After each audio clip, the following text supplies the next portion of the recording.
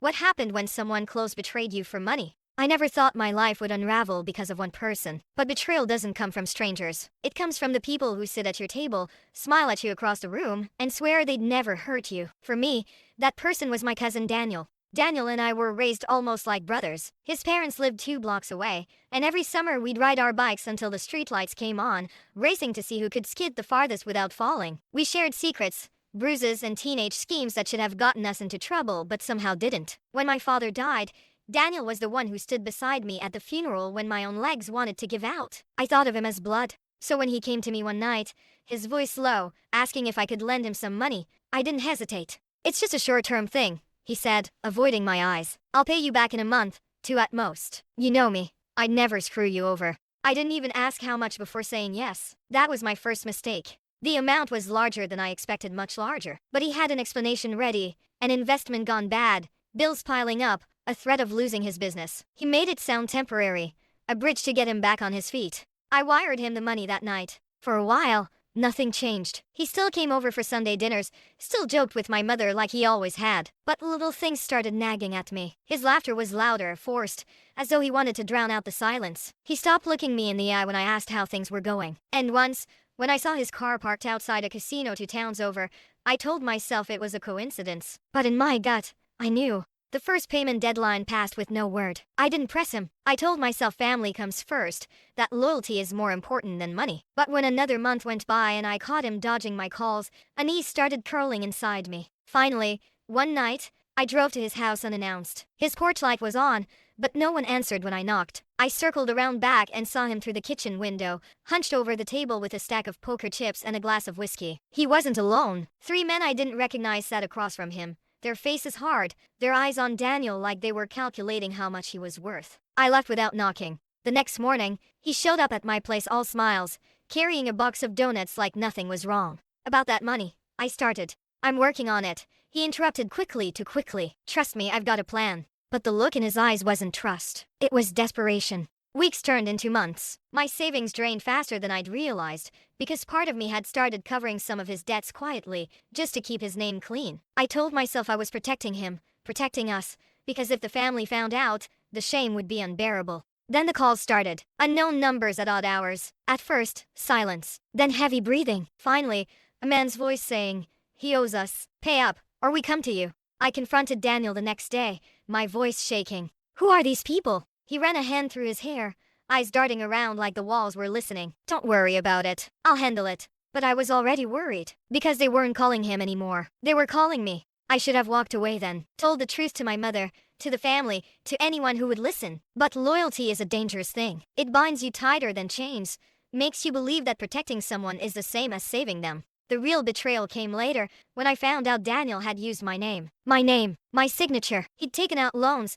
opened accounts, all tied to me. And when the collectors came, they weren't after him. They were after me. I remember the night I found the paperwork. A letter slipped under my door, stamped with red ink, "Final notice." My stomach dropped as I saw my own signature at the bottom of a contract I'd never signed. That's when the floor beneath me cracked. And Daniel? He was nowhere to be found. But he wasn't gone. He was just waiting for me to fall far enough before he showed me how deep his betrayal really went. The night I realized that, there was a knock at my door. Slow, measured, not the kind of knock a friend makes. I opened it anyway, and the man standing there knew my name. The man at the door was tall, broad, the kind of presence that filled the doorway and made the air feel heavier. His suit didn't fit right, creased at the shoulders, shiny at the elbows. But the look in his eyes, sharp, cold, like he'd measured me the second I opened the door. "You're Michael," he said, not a question. I swallowed, throat suddenly dry. "Who are you?" He smiled without warmth. "Doesn't matter who I am. What matters is who you know." He leaned forward, lowering his voice. "Daniel." The sound of his name coming from that stranger's mouth made my stomach turn. "He owes," the man continued, "and since you're his blood, and his cosigner," he tapped his temple, smirking, "that makes you our blood too. You understand?" My pulse hammered in my ears. "I never signed anything. That's between you and your cousin. What's between you and us is money. 72 grand, due by the end of the month. Interest adds every day." He slipped a folded paper into my hand, like it was an invitation to a wedding. "Think of this as courtesy." I didn't remember closing the door, but when the latch clicked, I realized I was trembling. The paper in my hand wasn't just a bill. It was a death sentence written in numbers. I called Daniel 27 times that night. No answer. Straight to voicemail. I left messages that started as pleading and ended as rage. You used my name. You signed for me. You've ruined me. Nothing. By morning, my bank account was frozen. My credit cards declined at the gas station. My phone buzzed with alerts I couldn't stop reading. Overdue, collections, delinquent. When I finally found him, it wasn't because he came to me. It was because I followed him. A friend tipped me off he'd been spotted at a bar on the east side, the kind of place with flickering neon lights and broken pool cues stacked in the corner. I waited in my car until he stumbled out, laughing with two men I didn't recognize. They slapped his back rough and too familiar, like they owned him. He looked different. Not my cousin. Hollow eyes, jittery movements, his jaw working like he couldn't keep still. I stepped out of the car. Daniel. He froze, mid-laugh. The other men sized me up immediately, predatory grins spreading across their faces. Cousin, Daniel said too brightly, like this was some happy accident. He came toward me, arms outstretched as though a hug could erase months of lies. I shoved him back. You forged my name. The grin slid off his face. He looked over his shoulder at the man, then back at me, his voice dropping. Not here. I don't care where, I snapped. You've ruined me. He grabbed my arm, his nails biting into my skin. You don't get it. They would have killed me. I had no choice.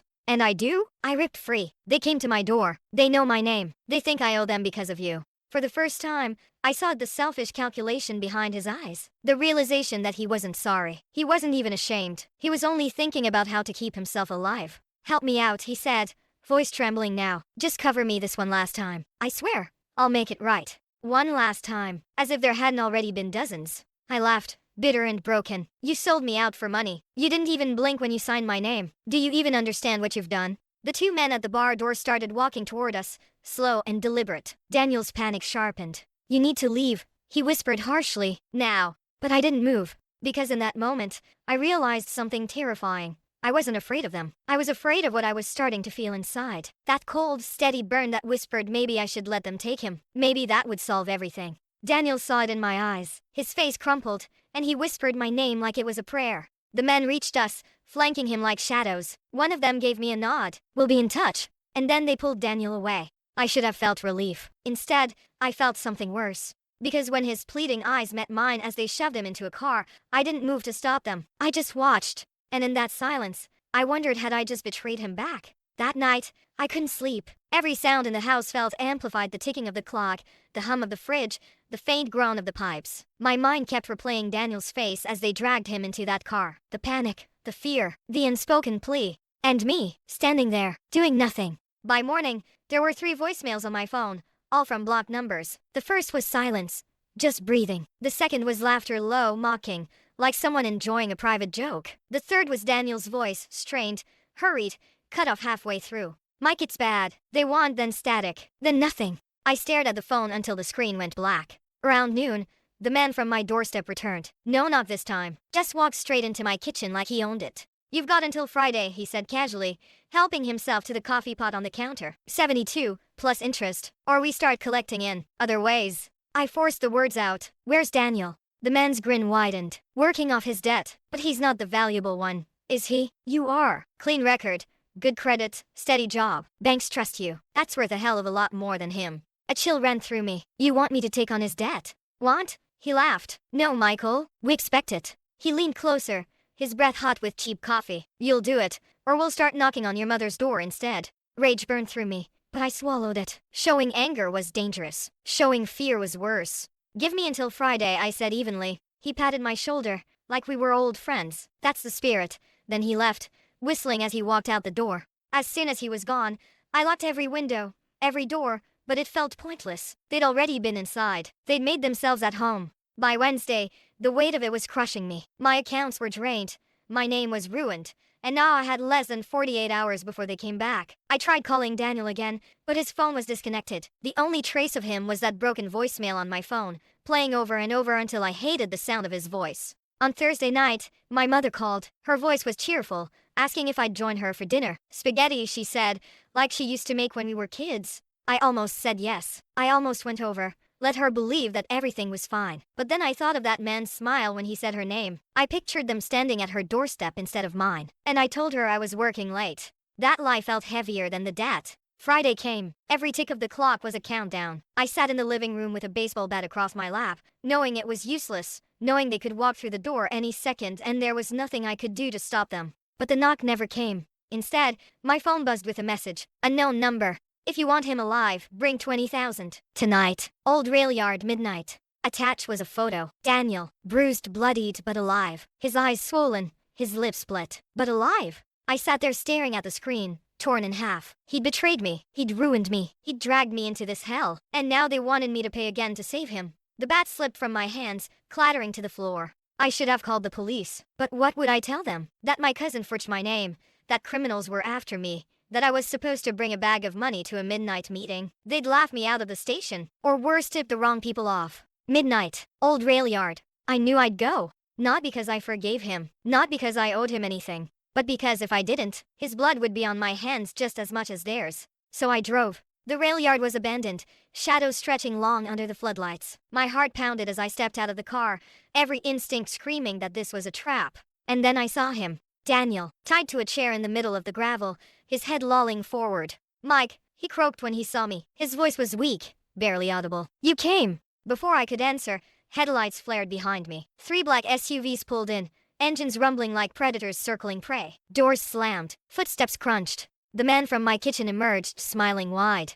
Good to see you kept your word. I glanced at Daniel, then back at him. Where do we go from here? The man chuckled, low and cold. From here, Michael, we find out just how far blood really goes. And I realized, with eyes flooding my veins, that I hadn't been invited to save Daniel. I'd been invited to replace him. The crunch of gravel under their boots echoed in the still night. 6 men, all bigger than me, all carrying the kind of silence that comes with violence waiting to happen. Daniel lifted his head, his face barely recognizable under the swelling. His eyes locked on mine, wide and desperate. Don't, he rasped. Don't do it. Run. But where would I run? They'd find me. They always found me. The man in charge, the one who drank my coffee like it was his, walked slow circles around me. You're a good cousin, Michael. Better than he deserves. He stopped, nodding toward Daniel slumped in the chair. He's bled us dry. Lied. Gambled. Run. But you still showed up. That makes you useful. Useful. The word slid under my skin like a knife. I forced my voice steady. You said 20,000. That's all I could get. It's in the car. He chuckled. You think this is about money? My stomach dropped. One of the men dragged a crate into the open space, set it down with a heavy thud. The lid creaked as it opened. Inside, stacks of blank checks, burner phones, folders thick with paperwork. This is business, the man said smoothly. Daniel was sloppy. But you're clean, respectable, exactly the kind of name banks don't question. You're going to help us. You'll sign what we tell you, move what we need moved. In return, he leaned close, his whisper hot against my ear. Your cousin lives, for now. Daniel's head jerked up. No, don't, Mike. Please don't get involved. They'll never let you go. One of the men backhanded him so hard the chair tipped. I flinched, every instinct screaming to run to him, but the batons swinging from their belts kept me frozen. I looked back at the crate, at the papers, at my cousin's blood dripping into the dirt. And I realized the trap wasn't about Daniel at all. It was about me. He'd already given them my name, my signature. I was already in their system. This was the final step, making me choose it. My hands shook as I reached into the crate, pulling out the first document. My own name stared back at me, neat and perfect, signed in Daniel's imitation. You forged me, I whispered, my voice breaking. Daniel's eyes filled, tears tracking through grime. I'm sorry, Mike. I thought I could fix it before you knew. You thought wrong. The man handed me a pen. Sleek, heavy, like it had weight beyond ink. Sign, he said simply. The pen hovered over the page, my breath shallow, my heart screaming no, no, no, but behind me, I heard a gun click. The sound froze me colder than winter. Daniel struggled against his bonds, shouting through cracked lips. Don't do it. They'll own you forever. The man's voice cut through, calm, deadly. If you don't, he dies. Right here, right now. You want that blood on your hands, Michael? You want to watch your family bleed out in front of you? My grip tightened on the pen. Family. That word had shackled me all my life. It was why I gave Daniel money, why I kept his secrets, why I let him drag me into hell. Because family meant loyalty. But loyalty had become my noose. I signed. The men smiled. Daniel went still, his eyes hollow with betrayal. That's it, the men said, clapping me on the back. Welcome to the family business. The crate lid shut with a final thud. Papers disappeared into waiting hands. My choice was sealed.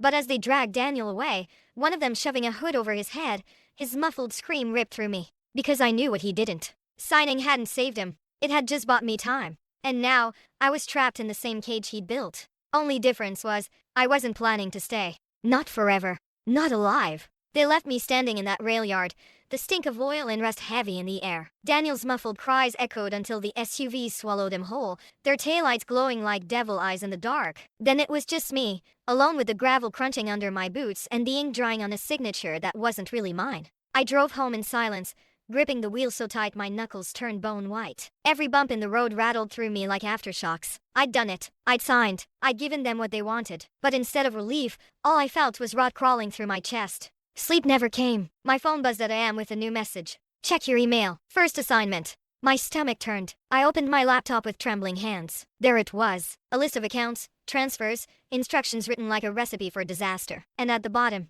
a deadline. 48 hours. They weren't wasting time. I was already theirs. By morning, I looked like hell. My mother called again, asking if I was okay, her voice full of that gentle suspicion only mothers have. I lied. Said I was tired. Overworked. Promised I'd come for dinner soon. I hung up before my voice cracked. Then I went to work, pretending everything was normal. Pretending my whole life wasn't collapsing under the weight of someone else's sins. But pretending only lasts so long. That evening, as I sat at my kitchen table staring at bank routing numbers, there was a knock. Sharp. Rhythmic. Not like before. I opened the door and found her. A woman, maybe late 30s, dressed too plain to stand out, but her eyes cut straight through me. "You're Michael," she said. I tensed. Who's asking? She glanced over her shoulder before stepping inside like she'd already decided I'd let her. Name's Lena. I work with people who know what you're caught in. My throat went dry. What do you mean? She set a small recorder on the table, pressing play. A man's voice filled the room, the same one who'd made me sign. You'll do it, or we'll start knocking on your mother's door instead. Ice shot through my veins. How did you get that? We've been watching them for months, she said calmly. You're not the first they've pulled in, but you might be the first with enough left to fight back. I laughed. Bitter and hollow. Fight back? I just signed my soul away. I'm already theirs.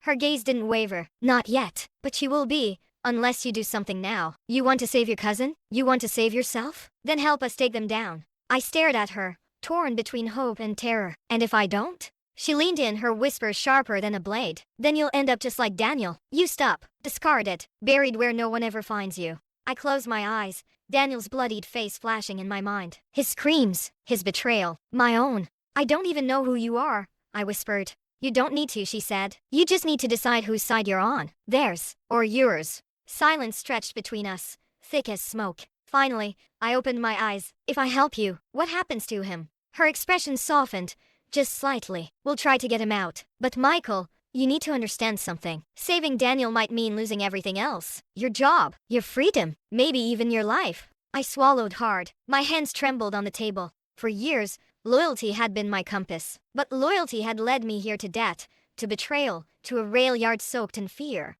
Maybe it was time to break it. I'll do it, I said, my voice barely above a whisper. Tell me what you need. Lena slid a folder across the table. Inside were photos, names, accounts, proof of just how deep this operation went. My cousin had only been the surface. Beneath him was a web that stretched wider than I could have imagined. You're in now, she said. There's no turning back. As she left, the folder heavy in my hands, I realized something terrifying. The criminals wanted me to be their tool. But Lena, she wanted me to be her weapon. And either way, I was about to be used. I didn't open the folder right away. It sat on my kitchen table like a live bomb, daring me to lift the cover and let the explosion loose. I paced the room, every step tightening the knot in my chest. Outside, the world looked calm, neighbors walking dogs, kids riding bikes, sprinklers hissing across lawns. Normal life. A life that was slipping further out of reach with every breath I took. When I finally cracked the folder open, my stomach dropped. Photographs. Dozens of them. Men I'd seen lurking in the shadows of that rail yard,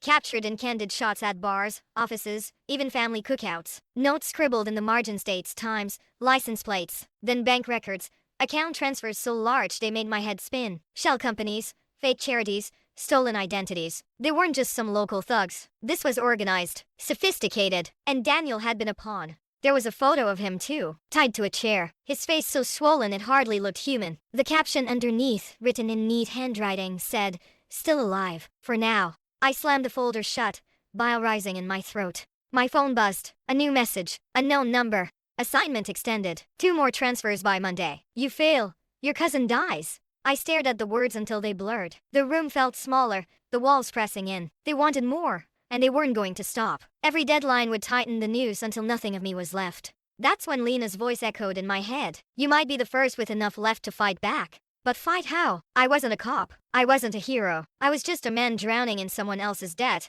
clutching at air while sharks circled closer. The next day, Lena returned. No knock, just the sound of my back door creaking open. She walked in like she'd always lived there. "You read it," she said, not a question. "I read it," I admitted. My voice cracked. "And I can't do this. I can't fight these people. They'll kill me. They'll kill my mother. They'll kill you anyway." She cut in, her tone razor sharp. "That's what they do. Daniel is proof. You're not saving him by obeying. You're just buying time." I sank into a chair, head in my hands. "So what's the plan? I spy on them, gather intel, hand over my life on a silver platter while you hide in the shadows." Her gaze softened, just for a heartbeat. "No, Michael, you won't be spying. You'll be bait." The word hit me like a fist. She laid out the scheme in calm, methodical steps. They already trusted me. They believed I'd broken, that I'd chosen their side. I'd feed them what they wanted, but at the same time, I'd funnel information back to her network account numbers, names, movements, enough to choke their empire from the inside. It sounded impossible. It sounded suicidal. "Why me?" I demanded. "Why not the cops? The FBI? Someone who actually knows what they're doing." Her eyes darkened. "Because the cops are compromised. The bureau's too slow. We've been trying for years, Michael. Years. And your cousin gave them something we never could." "What's that?" She leaned closer, her voice a whisper. "You." The room spun. My pulse thundered in my ears. I wanted to scream, to throw her out, to crawl into bed and wake up in a world where none of this was real. But then I thought of Daniel, bruised, bleeding, begging me not to sign, begging me not to follow him into the same trap. And I thought of that man's promise. "Your mother's door instead." I met Lena's eyes, my voice steady despite the quake inside me. "Tell me what you need." She slid a burner phone across the table. "When they call, answer. Do what they say. But every account number, every detail, you send to me first. Don't skip. Don't stall. You slip once, you're done." I picked up the phone, its weight far heavier than plastic should ever feel. "What happens if they find out?" I asked. Her lips pressed into a thin line. "Then you disappear. Like your cousin will if we fail." When she left, the silence in the house felt unbearable. I stared at the burner phone until my reflection warped across its dark screen. I wasn't just in the game anymore. I was the game. And sooner or later, someone was going to lose. The burner phone lit up at a no ringtone, just a low buzz that made my skin crawl. I sat up in bed, staring at it, my hand hovering above the screen like it might bite. Finally, I swiped. "Michael," the familiar voice drawled, calm, confident. The man who had made me sign my name. "Hope you're ready to work." I forced myself to sound steady. "What do you need?" He chuckled. "That's the right attitude. We'll start small. A transfer, 50 grand offshore. Instructions are in your inbox. Don't mess it up." The line went dead.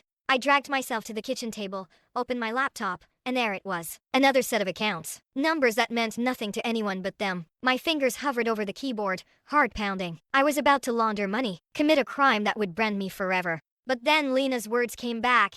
"Every account number, every detail. Send it to me first." So I copied everything, typed it all out on the burner, sent it to her. Only then did I finish the transfer. My hands shook the whole time, but when the confirmation popped up, a strange calm washed over me, like I'd crossed a line I could never step back from. An hour later, Lena replied, "Good, you did right. Keep going. We're building a case." Building a case. My life reduced to evidence folders and secret files. The next few days blurred together. Work, eat, pretend normal. Then at night, the burner buzzed. Another transfer, another job. Sometimes it was wiring money. Sometimes it was opening new accounts. Once, they had me drive an envelope across town, leave it in a trash bin behind a diner. Every time, I followed orders. And every time, I funneled the information back to Lena. The double life ate me alive. At work, people asked if I was sick. My boss hinted I should take time off. My mother left voicemails that grew more worried by the day. I lied to all of them. Lies were easier than the truth. Until one night, the assignment changed.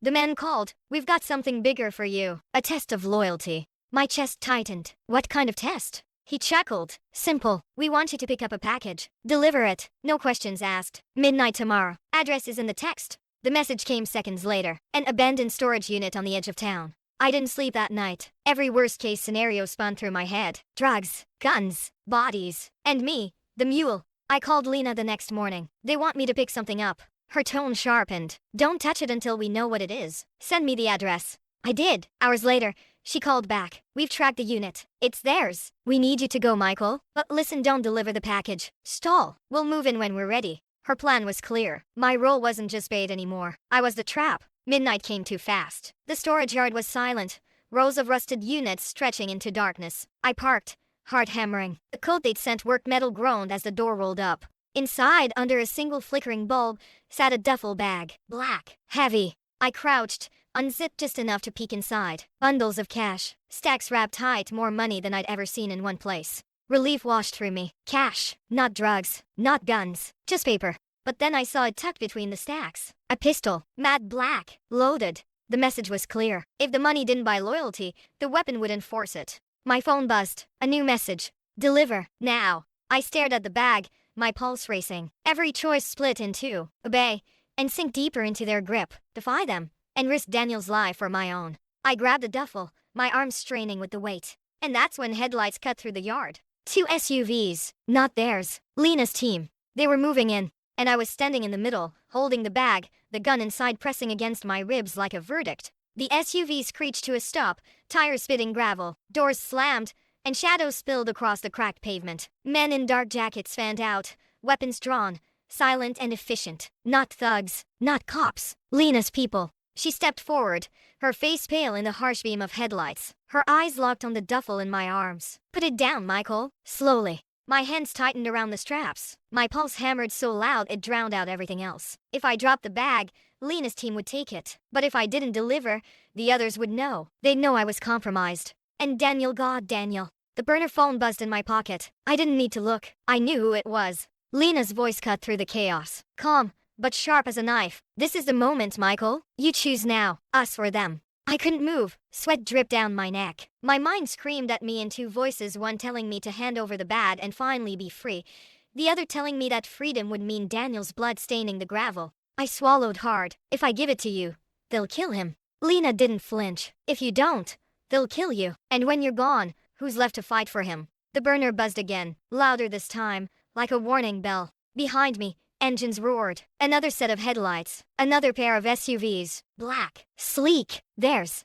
My heart stopped. They spilled out fast, armed, shouting. The two groups squared off. A silent line drawn in the dirt with me stuck in the middle, the bag cutting into my shoulders, the gun inside pressing like it wanted to speak. Lena shouted over the noise. Michael, decide. The man who had forced me to sign stepped forward from the other side, his grin a slash in the dark. Bring it here, son. Show us where your loyalty lies. Daniel was shoved out behind him, gagged, hands bound, eyes wild. His knees buckled, and one of the thugs yanked him upright. His muffled screams ripped straight through me. Mike, Lena barked. He's already gone. You can't save him by bleeding for him. The man laughed, shoving Daniel to his knees. One bag, one choice, family or freedom. My head spun, my vision tunneled. The weight of the duffel threatened to crush me. Family or freedom? But what if there was no difference anymore? My hands moved before my mind caught up. I yanked the zipper open, grabbed the pistol buried beneath the stacks of cash, and leveled it at the man's chest. Gasps rippled through both sides. Even Daniel froze. My voice shook, but the words came clear. Nobody moves. Lena's team raised their weapons higher. His men did the same. The whole yard vibrated with tension, the air thick enough to choke on. The man tilted his head, grinning wider. Look at you. Finally growing a spine, he took a step closer, fearless. But you won't pull that trigger. Not on me. Not on blood. Blood? I spat. You've been draining me dry since this started. You forged my name. You turned my life into your weapon. That ends now. Daniel sobbed into his gag, shaking his head violently, his eyes screaming something I couldn't decipher. Pleading? Warning? The man spread his arms wide. Then do it. Be the hero. Shoot me. My finger twitched on the trigger. My chest heaved. And in that heartbeat, I realized the truth. There was no way out that didn't cost me everything. The question was only who would pay first. The night split into fragments, shouts, floodlights, Daniel's muffled cries, the metallic weight of the gun trembling in my hands. I couldn't breathe. Every second stretched into eternity, and both sides waited for me to make the choice that would set the world on fire. The man's grin never faltered. He stepped closer, slow and deliberate, daring me. You think you're in control, Michael? You're not. You've never been. You're just another piece on the board. So go ahead. Move. Let's see how far you get before someone knocks you down. My hands shook so badly the barrel wavered. Sweat stung my eyes. Lena's voice sliced through the chaos. Michael, focus on me. Not him. Me. I turned slightly, enough to see her standing steady in the headlights, her team locked and ready. Her eyes cold steel, unwavering, pulled me back from the edge. Then Daniel made a sound, a low, desperate whimper that didn't sound like him at all. His knees buckled, his body sagging against the ropes. Blood dripped from his split lip, his chest heaving in shallow bursts. I remembered the summers when we were kids, racing bikes until our lungs burned. His laugh had been real then. His loyalty had been real then. And I thought, when did it all rot? When did money mean more to him than family? And still, he was my cousin. The man saw the hesitation. He laughed. There it is. That weakness. That pathetic loyalty that keeps you chained. You'll never escape it.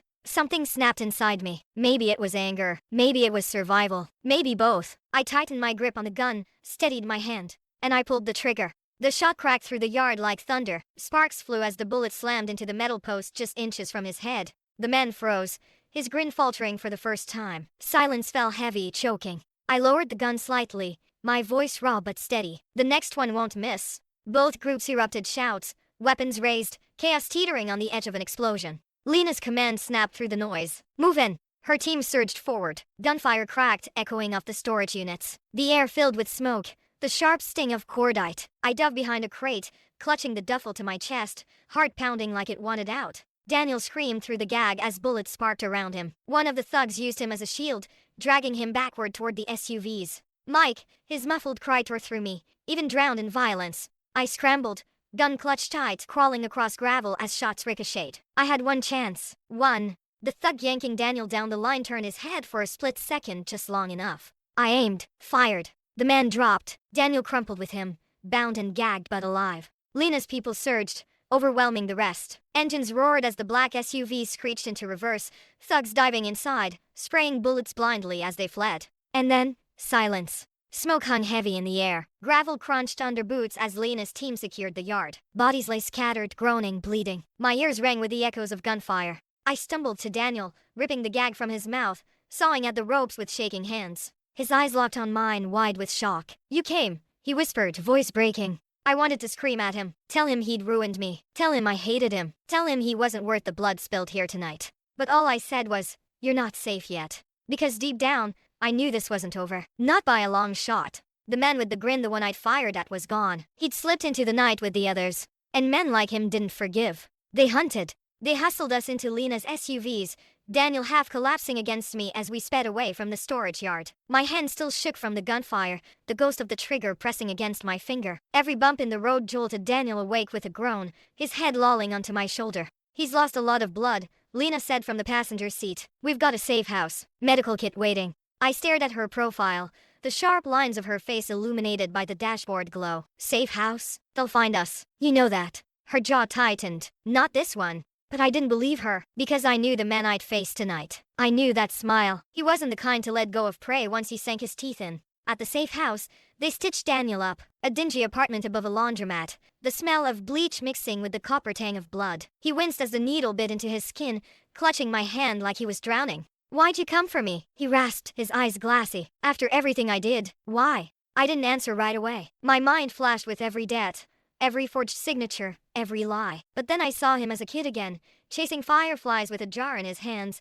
laughing like the world was still good. Because you're family, I whispered. The word tasted like ash. Lena pulled me aside once he passed out. You realize what you've done tonight, don't you? I nodded. My voice was flat. I painted a target on myself. Not just you. Her eyes flicked toward the couch where Daniel slept. Him too. They won't forgive this. You humiliated them. You put blood in the dirt. That man won't stop until he's broken both of you. Her words hit harder than any bullet. I sank into a chair, burying my face in my hands. So what now? Witness protection? Run until we can't anymore? She shook her head. No, Michael. You finish it. You've already got their trust. Shaky as it is. That makes you the only one who can get close enough to take the whole operation down. I looked at her, my stomach twisting. You want me to keep playing their game? After tonight? It's the only way, she said firmly, and you know it. The next morning, the burner phone buzzed again. A single message. You'll pay for last night. No threats, no demands, just a promise. Daniel stirred on the couch, groaning. His face was pale, his breath shallow. Who was it? I shoved the phone in my pocket. Nobody. But we both knew that was a lie. For days, the silence was worse than the calls. No instructions, no orders, just waiting, watching. Every creak of the floorboards, every shadow outside the window made my skin crawl. Daniel tried to apologize in fragments, his voice breaking, shame weighing every word. But apologies didn't erase debt. They didn't erase blood. And then, on the fifth night, it happened. The lights cut out. The safe house plunged into darkness. Generators don't fail here, Lena hissed, grabbing her gun. They've found us. I rushed to the window. Across the street, a car idled, headlights off. Shadows moved in the alley, creeping closer. My pulse thundered. My grip tightened on the pistol at my side. "They're here," Daniel whispered, his voice shaking. The man's words echoed in my head. "You'll pay for last night." And I knew this wasn't just about payment. This was about punishment. The door rattled. And then it blew inward. The door splintered like kindling, the explosion of wood and metal echoing through the cramped apartment. Shouts filled the air, heavy boots pounding against the floor, the kind of sound that makes your body move before your brain catches up. "Down!" Lena roared, shoving me behind the couch as muzzle flashes lit the room. Bullets chewed through drywall, sending chunks of plaster raining down. Daniel rolled off the couch with a groan, clutching his side as blood seeped through the fresh stitches. I fired blindly toward the door, the recoil jarring up my arm. Shadows ducked, one of them cursing as he went down. My ears rang from the gunfire, my chest heaving with every shot. "Back exit," Lena barked, returning fire with precision. "Move, Michael! Take him!" I grabbed Daniel under the arm, dragging his weight toward the kitchen. His body felt heavier than it should have, every step dragging both of us closer to collapse. Bullets pinged off the stove, sparks flying as we stumbled through. The back door loomed ahead, the lock already blown. A figure waited in the alley, silhouetted in the moonlight. Him! The man with the grin. He stood calm, hands folded, like the chaos behind us was just background noise. His eyes found mine, steady, hungry. "You didn't think it would be that easy, did you?" His voice carried over the gunfire, smooth as ever. "Running, hiding, pretending you're not mine." Rage and fear tangled in my chest. "Let him go," I shouted, pushing Daniel behind me. "You want me, not him." The man's grin widened. "I already have you. You proved it the moment you signed." Behind me, Lena screamed, "Michael, now!" as she laid down covering fire. But I didn't move, my feet rooted to the spot, my gun trembling in my hands. Because I understood something, clear and sharp through the chaos. This man didn't want money. He didn't want obedience. He wanted ownership. Of me. Daniel groaned, pulling at my sleeve. "Please, Mike, don't do what I did." His words were weak, broken, but the desperation was real. The man tilted his head, amused. "Your cousin finally understands." "Shame it's too late." He raised his hand, snapping his fingers. More shadows spilled into the alley behind him, guns glinting under the dim light. We were surrounded. My chest tightened. Choices collapsed into corners with no exits. Stay and die. Run and be hunted. But there was one option left. One I'd been avoiding since this all began. Fight. I raised a gun. This time, my hands didn't shake. "Then let's finish it." His grin didn't falter. Finally. The alley erupted, gunfire, shouts, the acrid sting of smoke filling my lungs. Daniel cried out as I shoved him down, my ears ringing with the chaos. I moved without thinking. Every shot fired fueled by months of betrayal, fear, and the crushing weight of blood TIs. I don't know how long it lasted. Seconds. Hours. Time blurred into flashes of light and sound until suddenly, silence. When my vision cleared, the alley was littered with bodies, some groaning, some still. Lena's team had pushed through, their shadows sweeping the scene. But the man was gone. Vanished into the night like smoke. I collapsed beside Daniel, my chest heaving. His face was pale, his lips trembling. "It's never going to stop, is it?" he whispered. I looked around at the destruction, the blood pooling under neon light, the faces of men who'd followed him willingly. And I knew he was right. Not until one of us was dead. They moved us again before sunrise. Another safe house, this one a farmhouse on the edge of nowhere. Fields stretching so far the horizon looked like it might swallow us. The air smelled of damp earth and hay, the silence broken only by the creak of the old boards under our feet. Lena paced like a caged wolf, barking orders into a secure radio. Her team checked windows, set up motion sensors, laid weapons on the dining table like silverware for a grim feast. Daniel sat slumped in a chair, wrapped in blankets, his face a patchwork of bruises and stitches. His eyes followed me, guilty, pleading, but he didn't speak. He didn't need to. I already knew the words. "I'm sorry," over and over, until they meant nothing. I sat across from him, my pistol laid flat on the table between us. I couldn't stop staring at it, at the way it gleamed under the dim light, at the way it had become an extension of me. Finally, I broke the silence. "Why, Daniel?" His voice cracked. "I thought I could fix it before it got this far. I thought if I just borrowed enough, gambled enough, maybe I'd hit something big, pay it all back. No one would ever know." "You didn't just gamble money," I snapped, my chest burning. "You gambled me, my name, my life." He flinched, tears brimming. I know, Mike, and I'd trade places with you if I could." But we both knew he wouldn't, because when the choice came, Daniel always saved himself. Lena slammed her radio down, drawing both our attention. "He's regrouping," the man with the grin. "He lost too many bodies last night, but he won't lick his wounds for long. He'll come harder, smarter." She looked at me, her eyes like ice. "You've got one chance to end this." I leaned forward slowly. "What are you saying?" Her voice dropped. We set a trap. Use what's left of his greed. Make him believe you're still his. Lure him out. And then we finish it. Daniel's head shot up. No, that's suicide. You can't put him in the open, he'll kill you before you blink. I turned to him, anger boiling. You already killed me, Daniel. The second you signed my name. He went silent, shrinking under the weight of the truth. Lena slid a burner phone across the table. He'll call again. When he does, you offer him something too good to resist. Big money, clean, a score he can't ignore. And when he shows? I asked. Her jaw clenched. We end it. That night, the phone buzzed. I answered on the second ring. I have something, I said, forcing my voice calm. A way to get back what you lost. Big money, but I want my cousin alive. There was a pause, then that voice, smooth as oil. You've got my attention. I gave him the bait in a abandoned quarry outside town midnight. Claimed I could move 100 grand clean, no questions asked. He laughed softly. I knew you were mine, Michael. Blood runs deep. When the line went dead, my whole body trembled. Lena's team prepared through the night. Rifles checked. Positions planned. The quarry was chosen for its openness. Nowhere to hide, no escape once the trap was sprung.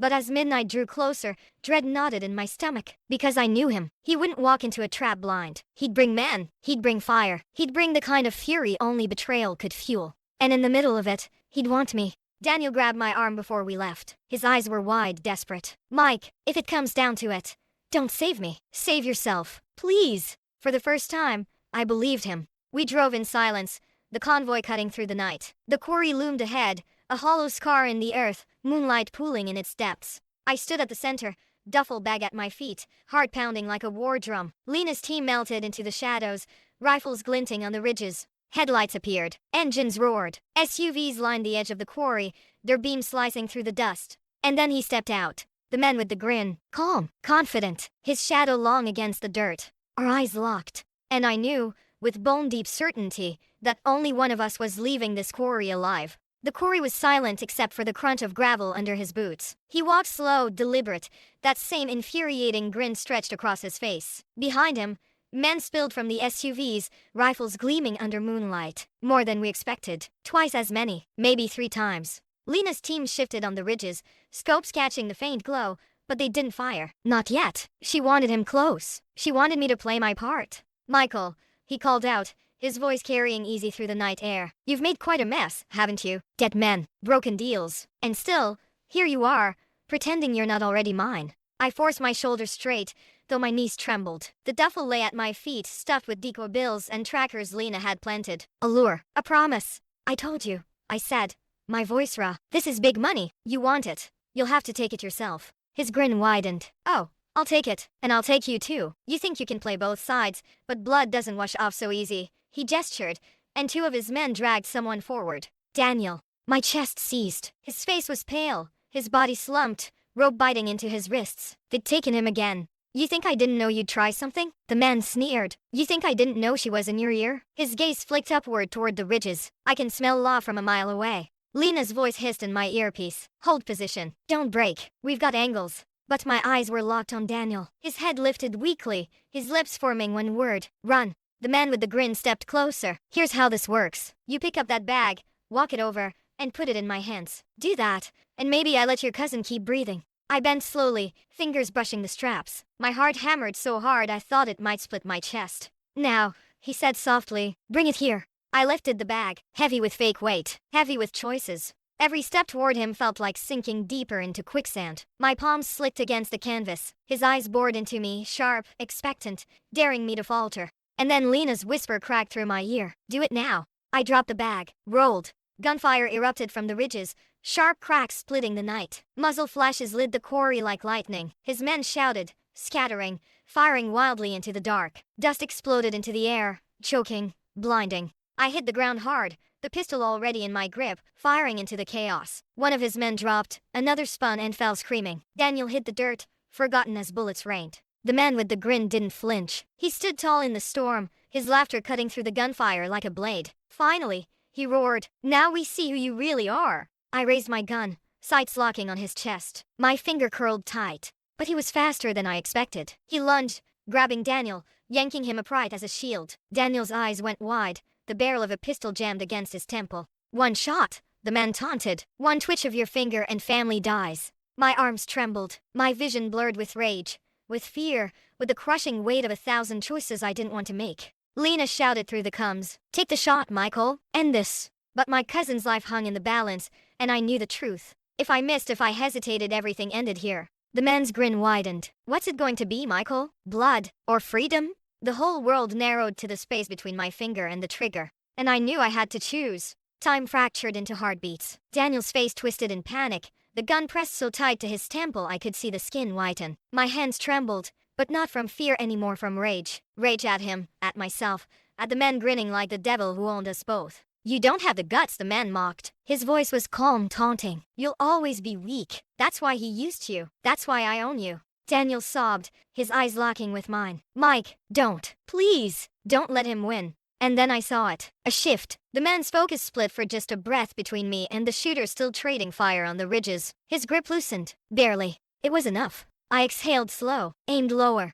pulled the trigger. The shot cracked, echoing off stone. Daniel dropped screaming as the man howled, clutching his shattered knee. The pistol fell from his hand, skittering across the gravel. Lena's team surged, floodlights igniting the quarry. Gunfire roared, sharp and final. His men scattered, cut down or fleeing into the dark. Dust swirled, the air thick with smoke and blood. The man with the grin writhed on the ground, his laughter warped into a guttural growl, still defiant, still unbroken. I stumbled forward, kicking his weapon away, leveling my pistol at his head. My hands were steady now. Too steady. "Do it," he spat, blood bubbling on his lips. "You'll never stop me if you don't. You'll always look over your shoulder, waiting for the day I crawl back out of the dark." Lena appeared at my side, her voice sharp. "Michael, don't. He's worth more alive. We can put him away forever." Forever. That word felt hollow. Men like him didn't rot in cells. They found ways to crawl back out. Daniel coughed, clutching his side, his voice hoarse. "Please, Mike, enough." My finger tightened on the trigger. The weight of every sleepless night, every threat, every knock on the door pressed down on me. But then I thought of my mother, of her smile when she made spaghetti, the one thing still untouched by this darkness. If I pulled the trigger, I'd carry his shadow into her house, into every corner of my life. I lowered the gun, barely. "Take him," I said, my voice flat. Lena's team moved fast, restraint snapping over his wrists, his ankles. His grin never faded, even as blood poured from his leg. "This isn't over," he whispered as they dragged him past me. His eyes burnt, locked on mine. "It's never over." The night ended in sirens and floodlights. Daniel was hauled into an ambulance, Lena into another SUV, her team packing evidence, weapons, bodies. The quarry emptied, leaving me standing alone in the dust. When the silence finally returned, I dropped to my knees. The gun slipped from my hand, clattering uselessly against the stone. The sun rose hours later, pale and cold. Daniel survived. He'd bear scars, physical and otherwise, but he was alive. Whether he deserved to be, I still didn't know. The man with the grin went to trial. They buried him in charges so deep it should have been enough to keep him locked away forever. Should have. But I don't sleep easy, because his voice still echoes in my head. It's never over. I used to believe loyalty was everything. That blood meant more than anything else. But standing in that quarry, staring into the face of betrayal and survival, I learned the truth. Blood can chain you, break you, bury you. And sometimes the only way to live is to let it go. That was the night I stopped being the man who believed family was everything, and became the man who finally chose himself.